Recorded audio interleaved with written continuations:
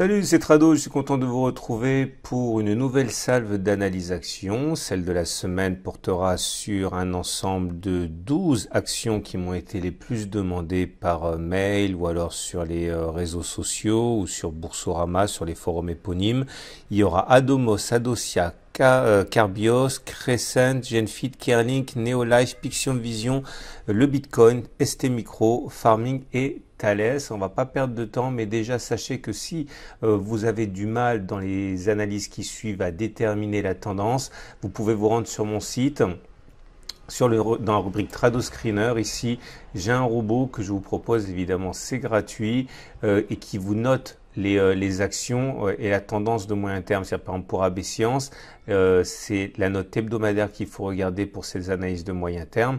Donc, si la note elle est positive entre 1 et 3, eh bien la tendance elle est haussière. Si elle est négative entre -1 et -3, la tendance est à la baisse et ça vous aidera à faire ce que je fais dans les vidéos que vous pouvez voir à partir de maintenant. Je vous rappelle également que si vous voulez passer à la vitesse suivante pour l'analyse technique et apprendre tout ça, dans l'accueil ici vous allez trouver tous les jours mes analyses du CAC 40 qui vous sont fournies tous les soirs en préparatif de la séance du lendemain, tout en sachant bien sûr que les évolutions du CAC 40 influencent évidemment celles de vos actions préférées en général. Donc on va commencer par Adomos, qui est dans une situation où la tendance elle est baissière, vous voyez, tout simplement parce que nous sommes avec une moyenne mobile à 50 semaines qui descend et une moyenne mobile à 20 semaines qui descend. Nous sommes ici dans un format qui intéresse surtout les investisseurs de moyen terme, c'est pour ça que l'unité de temps est hebdomadaire ici. Je vous rappelle que si vous voulez la même plateforme que moi, vous avez un lien sous la vidéo pour le télécharger gratuitement. Alors, puisque la tendance elle est baissière, ça veut dire qu'on a plus de chances d'aller percuter encore et encore le support que d'aller chercher la prochaine résistance. Donc voilà notre prochain support, c'est ici, c'est compris globalement entre 0,5 et 0,6. C'est notre zone de support, c'est la zone qui nous a permis de rebondir aisément chaque fois qu'on est venu la solliciter. La résistance, elle est là, pourquoi? Parce que c'était une zone de support et une fois qu'elle a été cassée, on dit qu'elle change de polarité, elle devient donc résistance et c'est pour ça d'ailleurs qu'on a des difficultés actuellement. Et donc ce qu'il faut retenir, c'est qu'à partir du moment où, je le répète, la tendance elle est baissière avec les moyennes mobiles qui descendent et des cours qui sont en dessous, eh bien on a plus de chances de venir percuter encore et encore cette zone de support plutôt que de franchir à la hausse la résistance. Donc à titre personnel, je ne suis pas acheteur sur Adomos, j'attendrai que la tendance elle soit haussière pour plus de prudence. On peut acheter maintenant, mais c'est un petit peu dangereux. C'est-à-dire que tant que ces moyennes mobiles sont descendantes, je ne suis pas acheteur sur Adomos. On passe maintenant à l'action suivante qui est Adosia. Alors voilà ce que le graphe nous dit pour... Alors, je vais enlever tout ce que j'ai fait avant, comme ça vous verrez comment je construis facilement ces analyses techniques et ces graphes. Donc première des choses à faire, vous remarquez que eh bien, il y a des supports et des résistances naturellement. Alors on va remonter un petit peu en arrière, on est sur des plus bas ici. Alors le prochain support il est là, vous voyez, c'est une zone, ah non, ça a été cassé. Le prochain support il est là, ok, c'est toute cette zone ici qui nous a servi de trampoline lors des précédentes attaques baissières. Ça c'est notre support, ok. Et notre prochaine résistance, elle est là. Toujours pour les mêmes raisons, vous voyez. Je vais changer, je vais mettre un petit peu en clair parce que sinon c'est vraiment très opaque. Voilà. Ça, c'est notre résistance, toujours selon le même principe. C'était une zone qui a servi de support. Et une fois qu'elle a été cassée, elle a changé de polarité, est devenue résistance.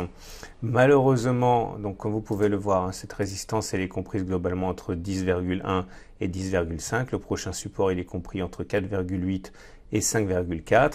Et malheureusement, on a plus de chances de nous aventurer vers la zone de support que de réussir à franchir la zone de résistance, parce que tout simplement la moyenne mobile à 50 périodes est descendante et la moyenne mobile à 20 périodes est descendante aussi. Donc on peut toujours espérer qu'il se passe quelque chose contre les statistiques, hein, mais statistiquement, encore une fois, le timing d'investissement n'est pas parfait pour moi, tout en sachant que je suis faillible comme n'importe qui. Et donc je ne suis pas acheteur pour le moyen terme pour Adosia, à moins de m'y prendre en plusieurs fois, par exemple investir un tout petit peu maintenant et puis investir encore après, en espérant que les cours remontent, mais la tendance est contre Adosia actuellement. On va passer à la troisième action demandée le plus souvent, c'est Carbios.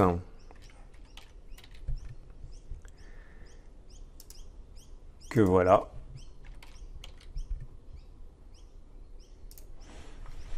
Avec une tendance, comme vous le voyez, qui est complètement différente, hein.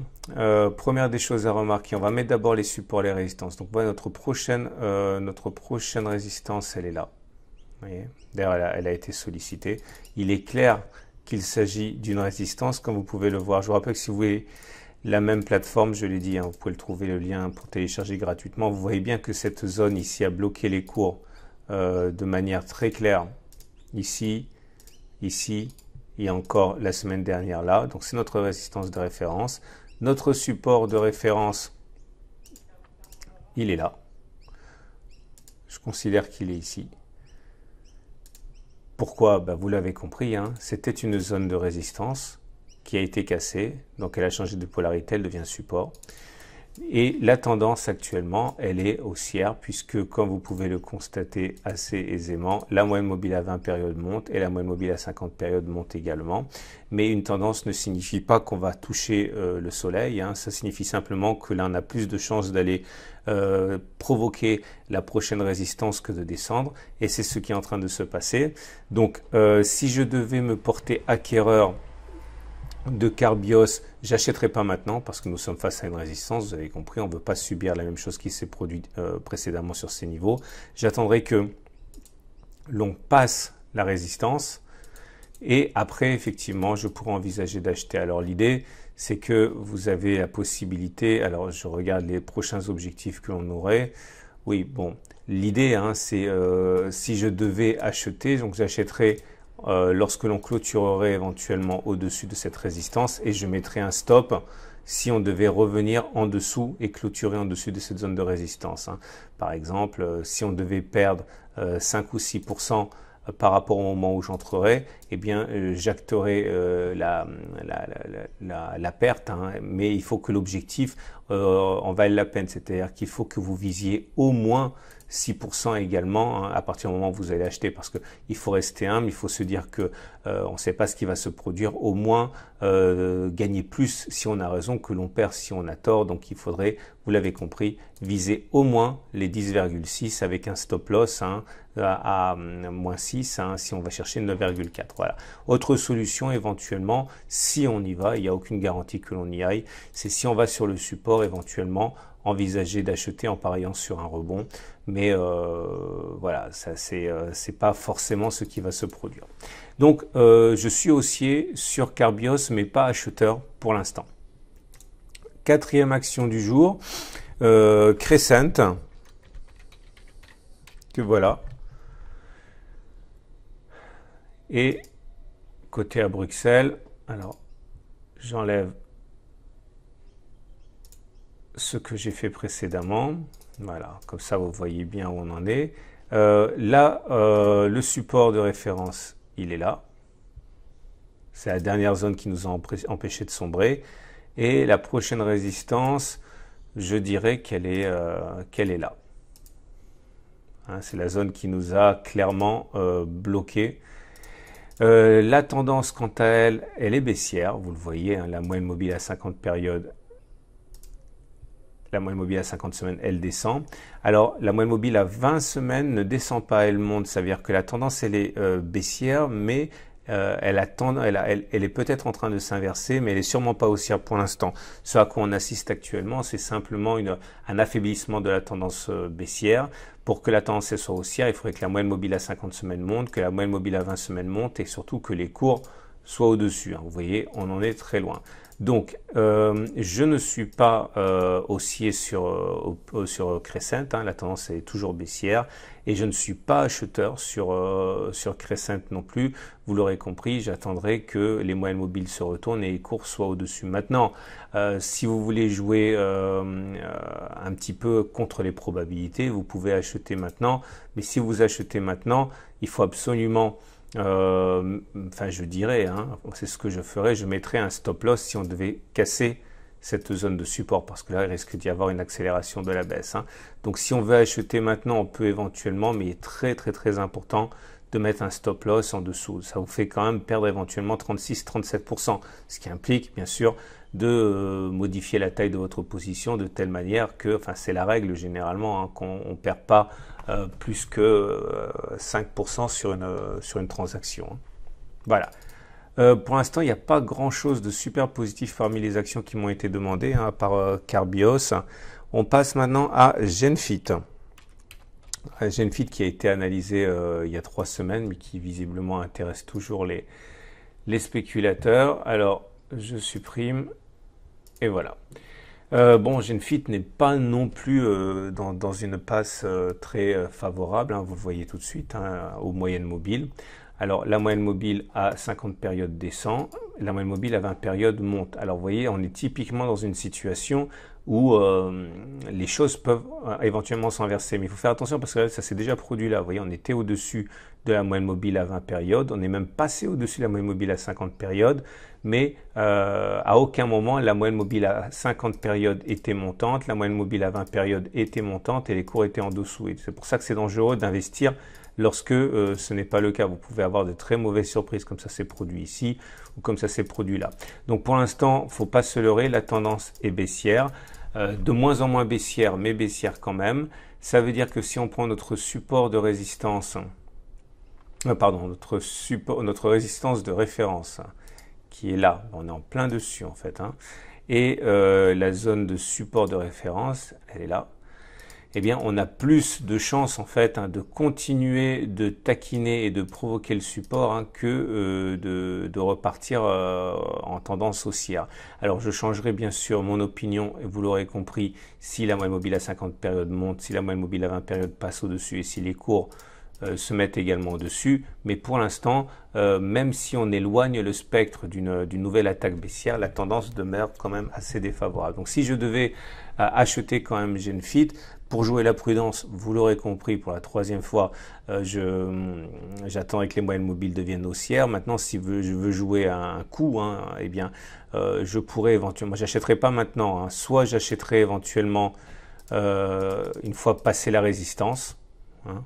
Voilà, si on passe la résistance, on peut se dire que cette zone ici aura changé de polarité, hein, puisque c'est une résistance. Si elle est cassée, elle change de polarité, elle devient support. Ça veut dire que si on repasse en dessous, par contre, là, je mettrai mon stop loss et je sortirai. Okay, mais éventuellement, on peut tenter ça, même si c'est dangereux. Acheter si on casse la résistance, mettre un stop en cas de retour de la cassure du support, parce que l'on risque d'avoir une accélération de la baisse. Et viser le prochain objectif, ça serait la prochaine résistance, hein, qui est ici. Pourquoi? Toujours pareil, c'était un support, ici, ça nous a empêché de couler, et puis ça a été cassé, ça a donc changé de polarité, donc ça voudrait dire viser du 12%. Alors on peut espérer plus, mais il est toujours délicat, hein, d'anticiper une progression au-delà d'une résistance, hein. Mais en tout cas là pour l'instant sur le niveau absolument actuel ici, c'est-à-dire compris entre 16 et 16,8, on est en plein sur une résistance, c'est dangereux. Je vous rappelle quand même que ces bougies sont hebdomadaires, hein, c'est-à-dire qu'elles seront formées complètement vendredi soir, c'est-à-dire ce soir. On enchaîne avec une nouvelle action, il s'agit de Kerlink, que voilà. Alors ça c'est pas mal Kerlink, puisque comme vous pouvez le voir, on est peut-être en train de basculer. Alors notre résistance de référence, elle crève les yeux, elle est là. C'est ça qui nous bloque. Okay, et notre support de référence, il est là. Ça crève les yeux aussi, vous voyez bien, c'est toujours la même chose. C'était une résistance, elle a été cassée, elle a changé de polarité, elle devient support. Elle est comprise entre 3 et 3,44. Et de l'autre côté, vous avez une résistance qui est là, qui nous bloque. C'est là aussi très évident. On est en train de buter dessus. Donc là, première des choses, déjà, moi, j'investis pas sur les niveaux actuels. Hein. Mais il est vrai que la tendance, elle est haussière. Vous voyez bien, la moyenne mobile à 50 périodes monte, la moyenne mobile à 20 périodes monte. On va en train de croiser et on est au-dessus. Donc c'est très bien. Néanmoins, le timing d'achat n'est pas génial parce qu'on est au contact d'une résistance. Donc ce que je ferai à titre personnel, c'est que j'attendrai que l'on clôture au-dessus pour acheter. Mais là, par contre, cette zone aura changé de polarité. C'est une résistance qui sera devenue support. Si ce support ne tient pas et qu'on monte et qu'on redescend et qu'on recasse le support, il risque d'avoir une accélération baissière. Donc clairement, ce que je ferai, c'est que je mettrai un stop loss là, à moins 30%. Donc il faut faire gaffe quand même, hein, parce que ce sont des paris qui sont risqués. Ça veut dire que voilà, il faut pas miser trop. Il faut prendre les choses à l'envers et prendre 30% de votre position et faire de telle manière que cette perte soit soutenable et qu'elle ne corresponde pas à une grosse partie de votre patrimoine. Ça veut dire prendre des paris qui sont assez limités. Hein. Ou alors vous mettez votre stop n'importe où, ça n'a aucune logique et vous risquez de vous en mordre les doigts. Par contre, la bonne nouvelle, c'est que comme vous pouvez le voir, il n'y a pas grand-chose pour nous bloquer si ça monte jusqu'ici. Pourquoi? Je vous le donne dans le mille. C'était un support qui a été cassé. Il a donc changé de polarité. Donc on pourrait monter, prendre 55%. Ce ne serait pas du tout surprenant, 56-57%. Donc c'est intéressant quand même parce que même si vous avez un stop loss qui est en dessous de la zone qui sera devenue support à moins 30%, vous pouvez gagner 2 fois plus à 60%. Donc ça reste un trade qui est assez intéressant. Deuxième solution, en imaginant que ça passe pas et que l'on revienne sur cette zone, éventuellement acheter sur cette zone, en mettant cette fois le stop loss en dessous. Hein. Donc ça ferait du moins 20% et viser au moins du 20%, c'est-à-dire viser par exemple un retour sur ce qui sera donc une résistance. Ça veut dire viser du 36% qui est assez intéressant, enfin 32%, hein, où il y a plus à gagner qu'à perdre. Voilà. En tout cas, la tendance est positive. On enchaîne avec Neolife. Neolife.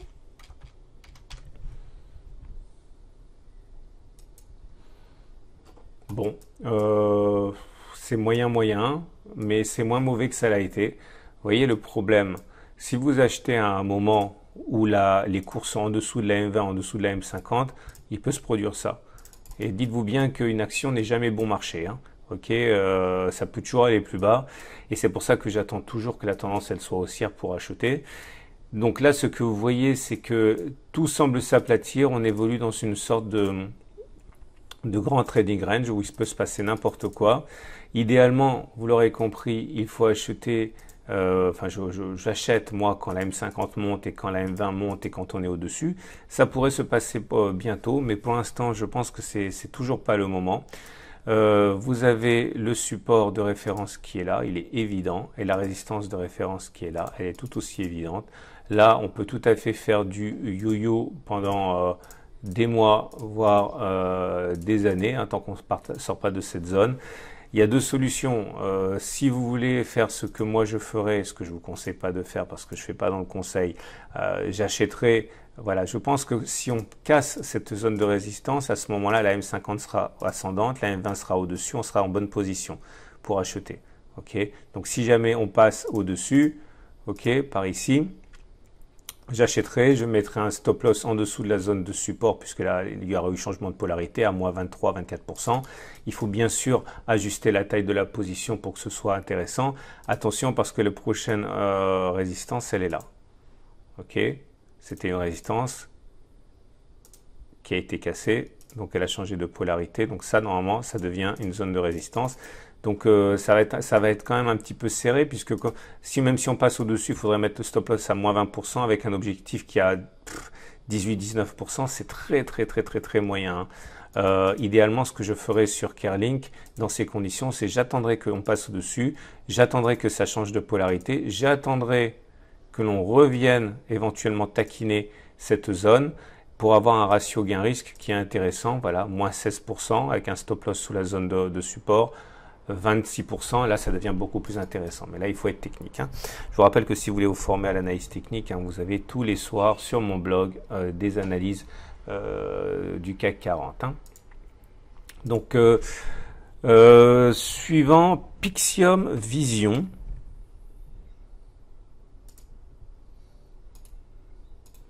Ça, c'est ça, tout ça, ce sont d'anciens graphes que j'ai fait. Vous voyez, hein, comme la règle du changement de polarité est cruelle. Hein. Là, ouais, j'avais fait ça en septembre 2018. Support, support, support, cassé, badaboum. Donc il faut vraiment, vraiment se méfier de ces règles de changement de polarité. C'est vraiment la règle numéro un. Voilà où on en est. Alors c'est un peu triste, hein, cette histoire. La prochaine résistance, bon, elle n'est pas très très claire. Hein. Je dirais ouais, elle est maigre, mais elle est là. Et le prochain support, il est là. Alors c'est maigre, mais ça fonctionne quand même. Hein. Voilà, support, cassé, changement de polarité, résistance. Et le prochain support, il est là. Et là, vous l'aurez compris, avec une M50 qui descend, ça se voit bien, et une M20 qui descend, on a des chances absolument non négligeables de continuer à venir buter encore et encore sur ces zones de support jusqu'à ce qu'éventuellement même elles cassent, à moins qu'on rebondisse dessus et qu'on monte tellement haut que la moyenne mobile à 20 périodes monte, la moyenne mobile à 50 périodes monte et qu'on se retrouve au-dessus. Mais pour l'instant, vous l'aurez compris, je ne suis pas acheteur hein, dans une tendance qui est comme ça. Maintenant, si vous voulez vraiment, vraiment, vraiment acheter, si on me mettait un couteau sous la gorge pour acheter, il est clair que j'attendrai que l'on se rapproche de la zone de support et je tenterai un coup de poker. Je mettrai un stop loss, aller à moins 10% en dessous du support. On prend de large, moins 4%, 14%, et je viserai un doublement de la valeur à plus 100%. Il faut bien que ça vaille la peine, quoi. Mais pour l'instant, voilà, les stats sont contre vous.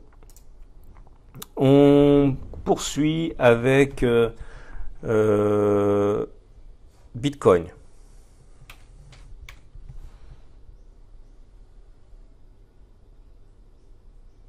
Alors, Bitcoin qui est, je vais prendre en dollars. Alors ça, je l'ai travaillé très récemment. Voilà ce que l'on peut dire. J'enlève les choses qui ne nous intéressent pas. Il est évident que la prochaine résistance est là et que le support suivant, je pense qu'on est en train de le travailler en fait. Hein. Je pense qu'on est sur un support. Voilà. Globalement. Comme vous pouvez le voir, la tendance, elle n'est pas haussière. Elle est plutôt baissière en fait. Hein, avec une M50. Alors on est en dessous de la M50 et en dessous de la M20. Mais la M20 descend alors que la M50 ne descend pas. Donc on a une situation un petit peu neutre, on va dire. Si la M20 devait descendre en dessous de la M50 qui descendrait aussi, et les cours en dessous, là on sera en vraie tendance baissière. Là on est dans situation un peu mi-figue, mi-raisin, c'est plutôt neutre on va dire, mais c'est pas bon, c'est pas haussier. Dans ces conditions, moi je peux pas acheter du Bitcoin pour de la spéculation de court terme. Hein. Si je devais acheter, j'attendrais, vous l'aurez compris, que les cours repassent au-dessus de la M50 qui monte, de la M20 qui monte. Ok, j'achèterai à ce moment-là. Et ce serait quand même plus sain. Là, pour l'instant, si je devais vraiment acheter, bon, bah, j'achèterais maintenant parce qu'on est sur un support, mais je mettrais un stop en dessous, hein, voilà, à moins 15%, avec pour objectif de viser la prochaine résistance à 34%. Le ratio gain-risque, il est très intéressant. C'est pas stupide parce que la tendance, elle n'est pas baissière. Ok, mais j'aurais préféré quand même qu'elle fût haussière. Mais ce trade là, notamment par son ratio gain-risque qui est intéressant, n'est pas stupide, mais risqué. Risqué quand même. On passe à ST Micro.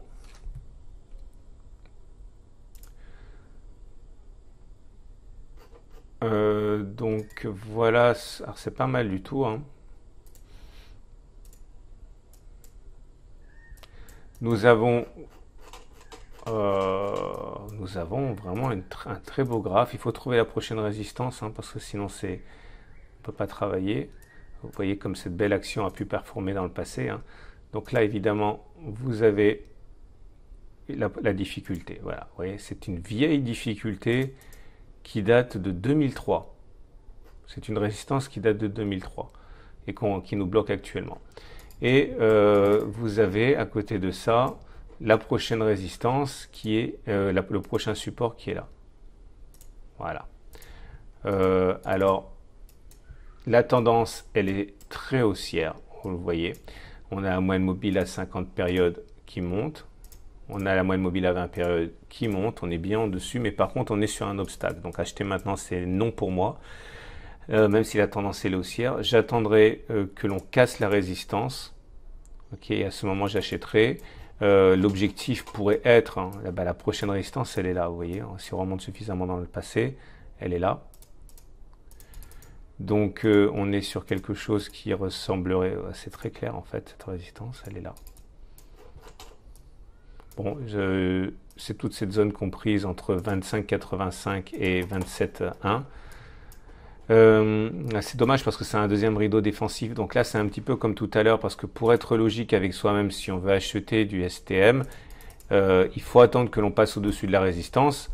Mais il faut mettre un stop en dessous du prochain support. Le support, ce sera cette zone de résistance qui aura changé de polarité. Si vous visez 3,7%, c'est-à-dire la résistance, et que vous mettez un stop à 6,09%, c'est pas rentable du tout. Donc dans le cas de STM, moi j'attendrai que l'on passe au-dessus et qu'après on fasse notre retracement, que l'on rentre à l'intérieur. Cette zone aura entre-temps changé de polarité, elle sera devenue support, ce qui me permettrait d'avoir un ratio gain-risque beaucoup plus intéressant, par moins 4% pour mon stop loss, un objectif de 6%, c'est du 1,5 pour 1, ça serait intéressant. Ok, mais il faut absolument soigner ce ratio, sinon c'est pas logique du tout. Hein.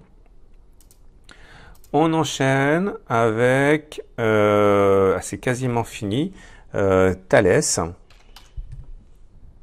que j'ai analysé il y a 2 semaines, mais qui m'a été demandé encore et encore, donc je refais une analyse. Bon, vous le voyez bien, hein, la tendance elle est baissière, il n'y a pas de miracle, on est en dessous de la M50 qui descend, en dessous de la M20 qui descend, et vous avez ici votre résistance de référence, on n'est plus très loin, et là vous avez votre support de référence. Donc, est-ce que j'achèterai? Évidemment non, parce que la tendance est baissière. Si vraiment je voulais acheter, il faudrait que je fasse très attention.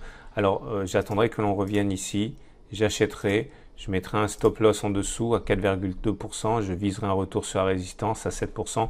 Le ratio gain-risque est intéressant, mais les probabilités sont contre vous avec une M50 qui descend, une M20 qui descend. Maintenant, pour être bien, il faudrait attendre que la moyenne mobile à 50 périodes monte, que la moyenne mobile à 20 périodes monte, croise, et que les cours soient encore une fois au-dessus. Là, on sera en tendance haussière et je serai beaucoup plus à l'aise pour acheter. Hein. Mais là, sur le niveau actuel, ce à quoi on assiste actuellement me semble quand même assez proche du rebond technique.